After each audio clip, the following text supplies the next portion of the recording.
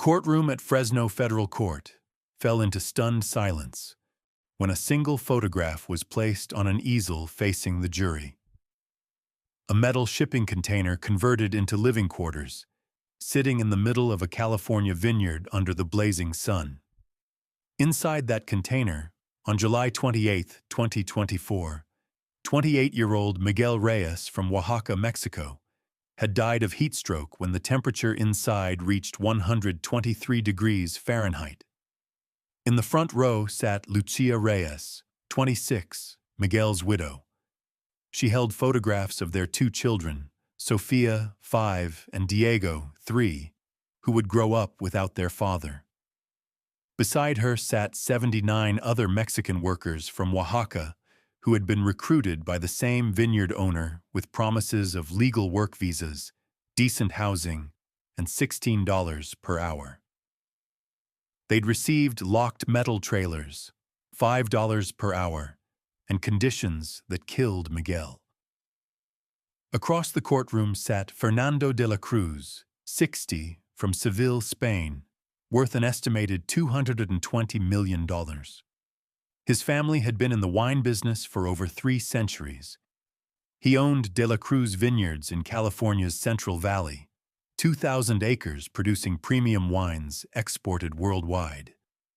He wore a custom-tailored Caracini suit worth $12,400, handmade Spanish leather shoes at $3,200, and a Patek Philippe Calatrava watch worth $165,000. His silver hair perfectly styled, his aristocratic bearing, his expression of absolute contempt.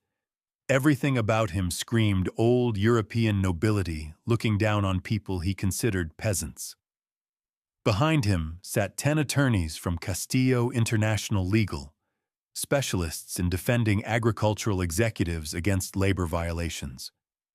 Their lead counsel, Eduardo Castillo, commanded $4,800 per hour and had a reputation for making dead workers look like unfortunate casualties of their own weakness. But they were about to face Judge Caprio, specially assigned to this federal case due to the international labor trafficking implications. Before we dive into what happened in that courtroom, if you believe in justice and want to support a new channel dedicated to sharing these powerful stories, please hit that subscribe button and like this video. Every subscription helps us bring more of Judge Caprio's wisdom to light. Judge Caprio entered, and everyone rose. At 79, with 37 years on the bench, he'd presided over workplace death cases before. But the case file before him, Case 2024 FD 6473, had made him physically ill. A young father dead from heat stroke in a locked container. 80 workers enslaved, all preventable. "This court is now in session," he said quietly, his eyes moving from Miguel's photograph to De La Cruz. "Case number 2024 FD 6473, the United States versus Fernando de la Cruz. Mr. de la Cruz is charged with criminally negligent homicide, human trafficking, forced labor, violation of H-2A visa program requirements, and conspiracy to violate federal labor laws." Eduardo Castillo stood immediately. "Your Honor, my client Fernando de la Cruz represents one of Europe's oldest and most distinguished winemaking families. The de la Cruz family has produced wine since 1650. My client brought that expertise to California, creating jobs for hundreds of workers and producing world-class wines. What happened to Miguel Reyes was a tragic accident, heat stroke during an unusually hot summer. Agricultural work carries inherent risks. My client provided housing and employment as required. He cannot be held criminally responsible for a worker's unfortunate death from natural causes during extreme weather." Judge Caprio's jaw tightened. "Mr. Castillo, the prosecution alleges your client locked workers in metal containers without air conditioning in 110-degree heat. That's not natural causes. The prosecution will make inflammatory allegations, Your Honor." We will prove that Mr. de la Cruz operated within industry standards and that Miguel Reyes's death was an unforeseeable tragedy, not criminal negligence. We'll see, Caprio said coldly. Ms. Patterson, present the government's case. Federal prosecutor Sarah Patterson stood, her expression grim. Your Honor, in March 2024, Fernando de la Cruz sent recruiters to Oaxaca, Mexico, one of the poorest states in Mexico. The recruiters promised 80 workers H-2A agricultural visas, legal seasonal work, housing, and $16 per hour picking grapes at de la Cruz vineyards. The workers, all from desperately poor rural communities, signed contracts and traveled to California. When they arrived, Mr. de la Cruz confiscated their passports and identification documents. He told them they now owed him $3,000 each for visa processing and transportation. He housed them in converted metal shipping containers, 8 workers per container, with no air conditioning, no ventilation, and padlocks on the outside. She paused. The workers were paid $5 per hour, less than a third of what they were promised. They worked 14-hour days in extreme heat.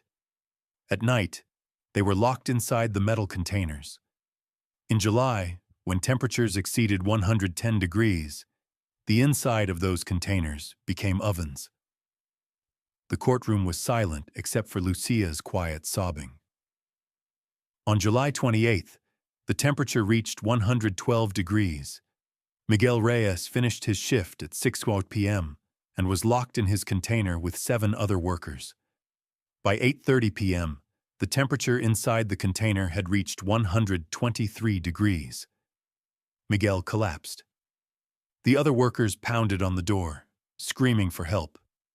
The door was padlocked from outside. No one came.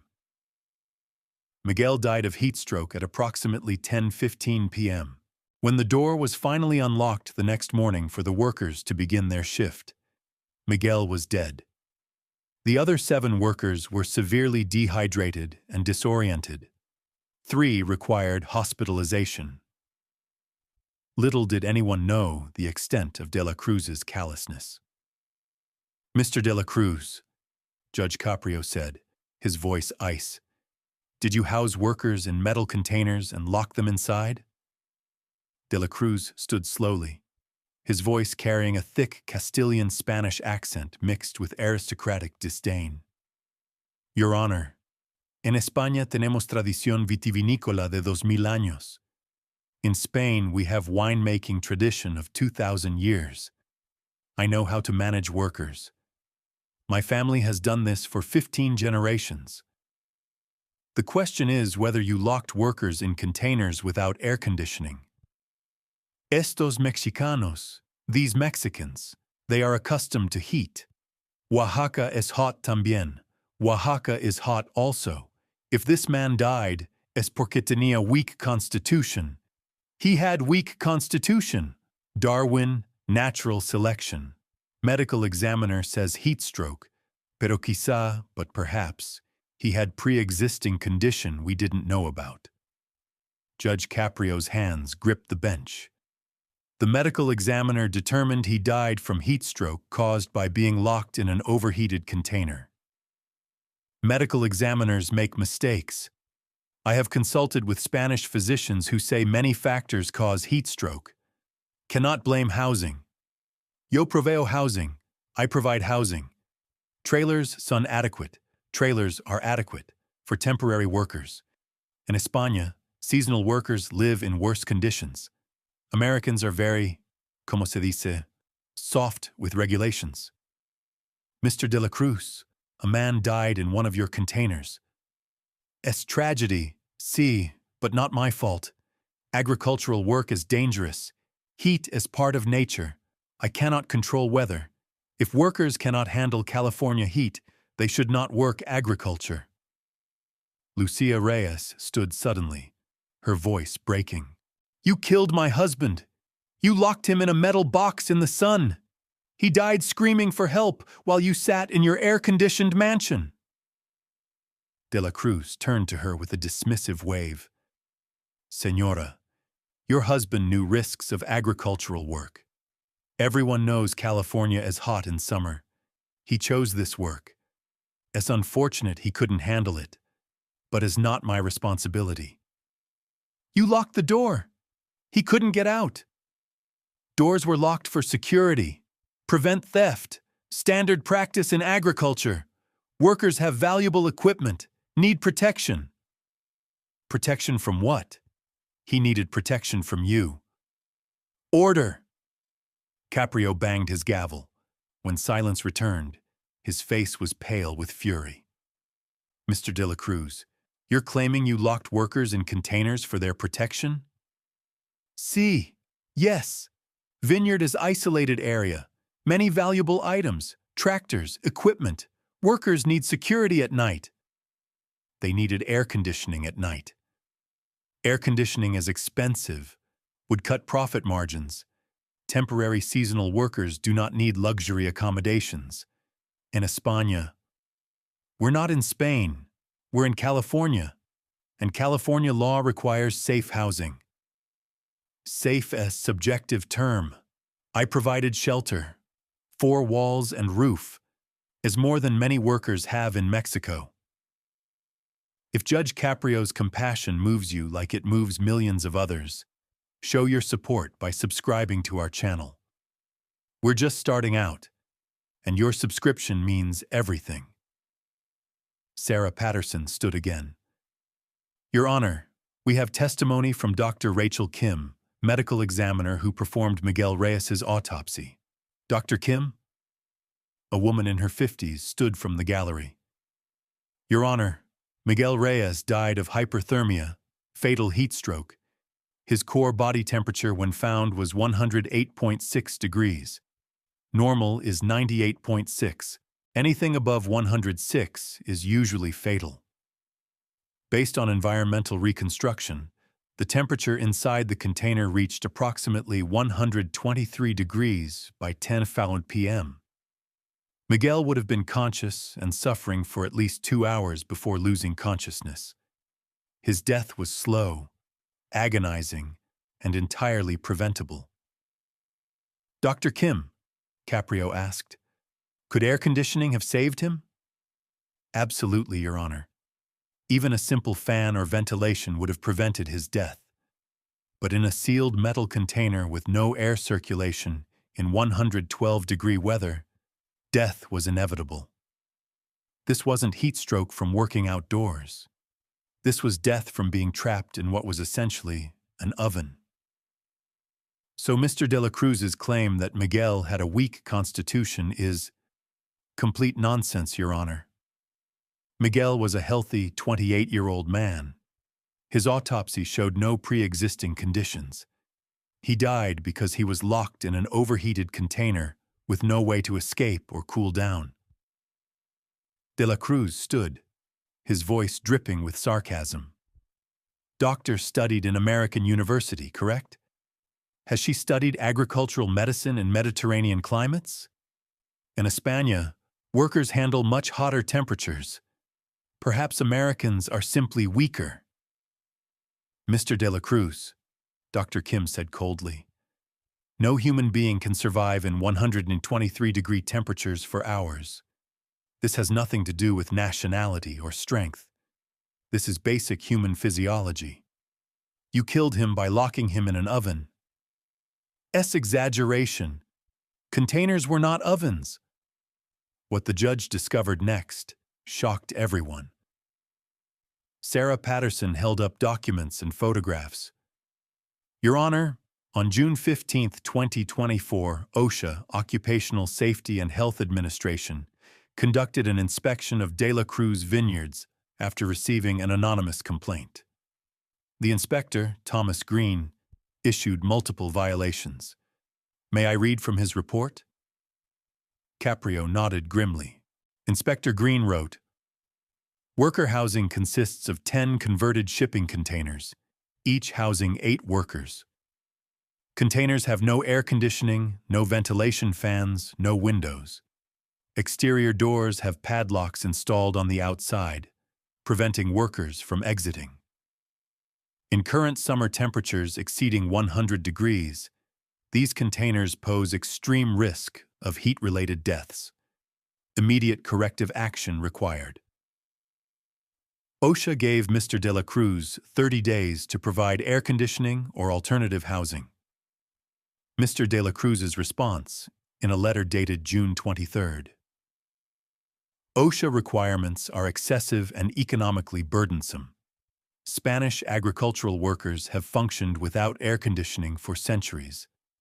American regulations are designed to make agriculture unprofitable. I request waiver based on international industry standards. The courtroom gasped. De La Cruz had been explicitly warned and refused to fix the deadly conditions. You were told the containers would kill someone, and you refused to fix them? Caprio's voice shook. De La Cruz stood, his face red. OSHA inspector was inexperienced young man who has never worked agriculture, never visited Spain or Europe, doesn't understand traditional farming methods. I have employed thousands of workers in Spain over decades. Nobody dies. Americans invent problems. Miguel Reyes died. One death in 30 years of agriculture, is statistically insignificant. Darwin would explain, weak survive less well than strong. You keep citing Darwin. A man died and you're talking about natural selection? It's biological reality. Some people cannot handle physical labor. It's not employer's fault if worker has genetic weakness. Sarah Patterson stood again, her voice shaking with anger. Your Honor, we also have testimony from Carlos Mendoza, one of the 7 workers who was locked in the container with Miguel the night he died. Mendoza? A man in his 30s, still wearing an oxygen tube from lung damage, walked slowly to the witness stand. Your Honor, I was in the container with Miguel. We finished work at 6 p.m. It was already very hot. They locked us inside at 6:30 p.m. like every night. By 8 p.m. the container was like an oven. We were all sweating, feeling dizzy. Miguel started vomiting. We pounded on the door, screaming for help. Nobody came. We tried to break the door. We couldn't. It was reinforced steel with a padlock outside. His voice broke. Miguel collapsed around 9:30 p.m. We tried to help him. We poured our drinking water on him to cool him down. We took turns doing CPR, but he was burning up. His skin was so hot. He was convulsing, mumbling about his children. He kept saying, Sofia, Diego, I'm sorry, I'm sorry.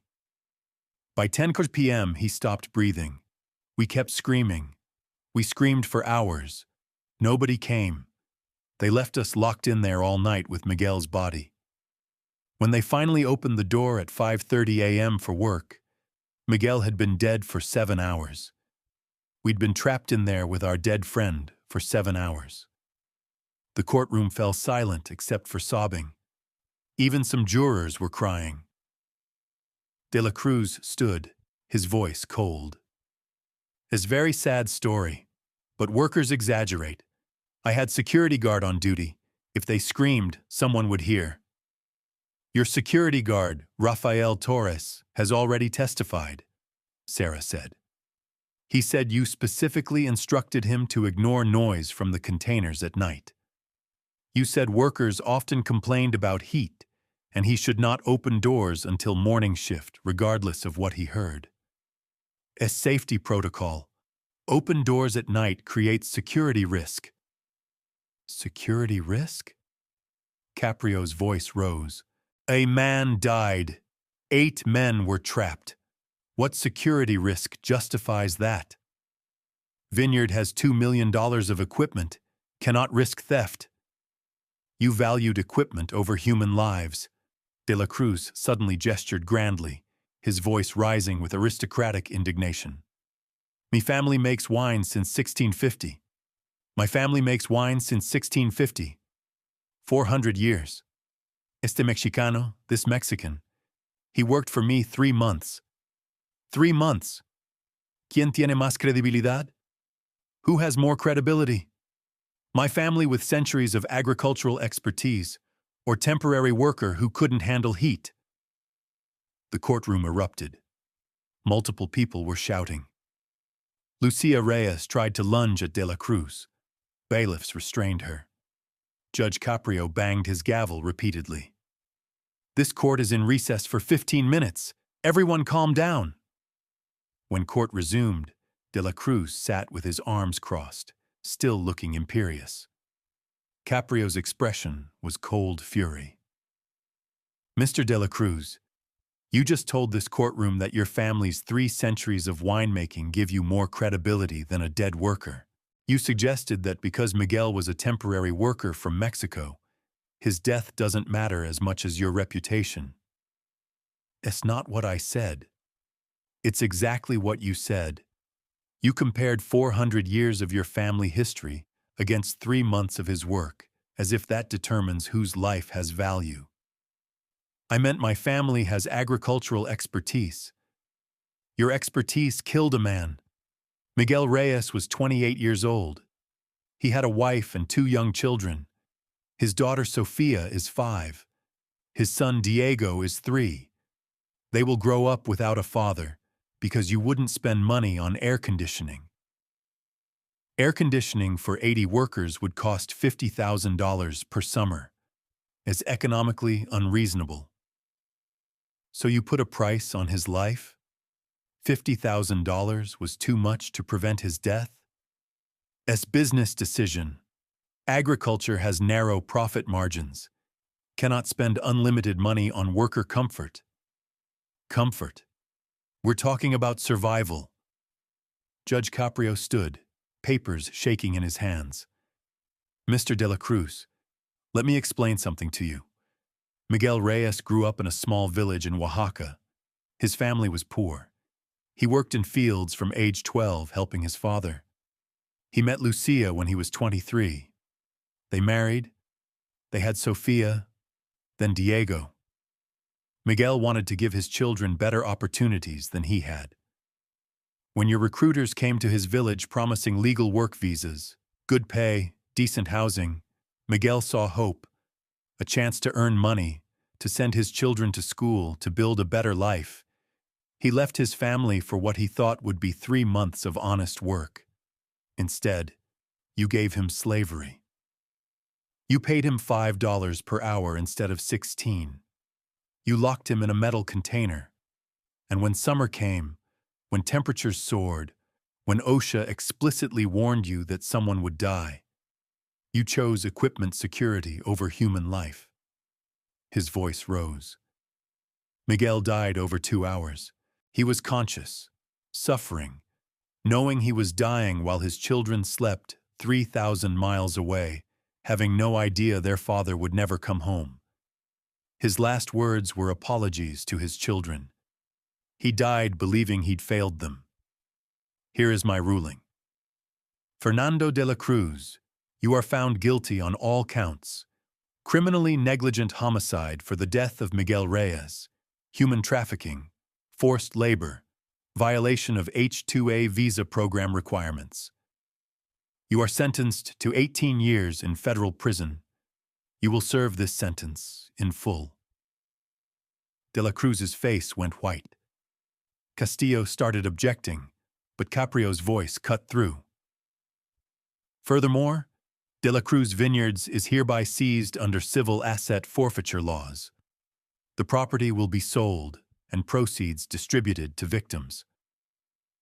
You are ordered to pay $35 million in compensatory and punitive damages, divided among Miguel Reyes's family and the 79 other workers you exploited.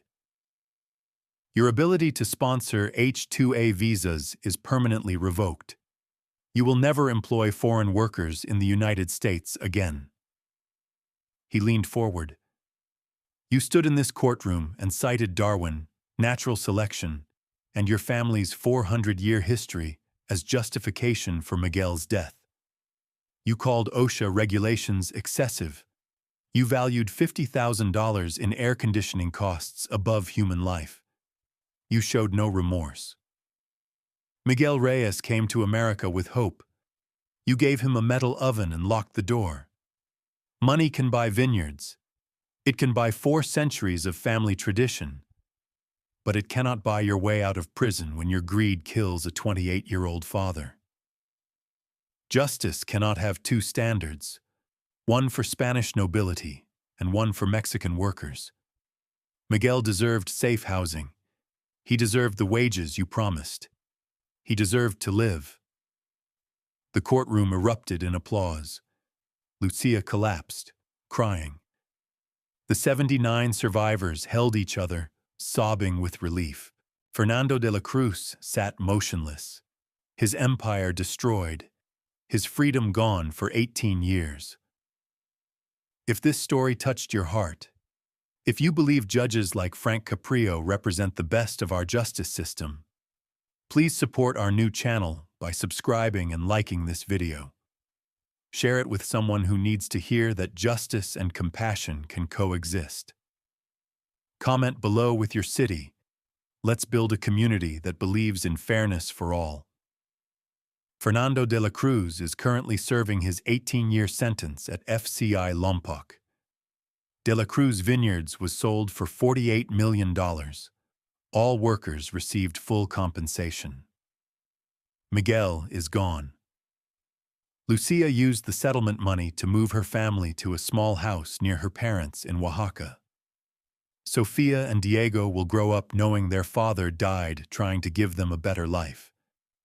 The case led to the Miguel Reyes Worker Housing Safety Act, legislation requiring inspections of all agricultural worker housing, criminal penalties for unsafe conditions, and protection for workers who report violations.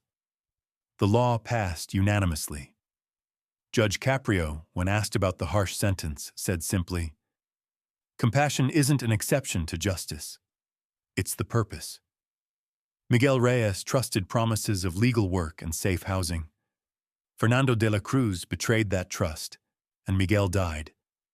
18 years is what that betrayal costs. A wife is a widow. 2 children grew up without their father. All because one vineyard owner wouldn't spend $50,000 on air conditioning. But Miguel's story exposed modern slavery in American agriculture. It proved that locking workers in containers is murder. It showed that centuries of family tradition don't excuse killing workers. Fernando de la Cruz thought his nobility made him untouchable, thought Darwin justified death, thought profit margins excused murder. He was wrong. And Miguel Reyes, father, worker, dreamer, victim, stands as proof that sometimes justice wins. Sometimes the powerful lose. Sometimes the courtroom really is the great equalizer. Not because he was powerful, but because he mattered. And that was enough.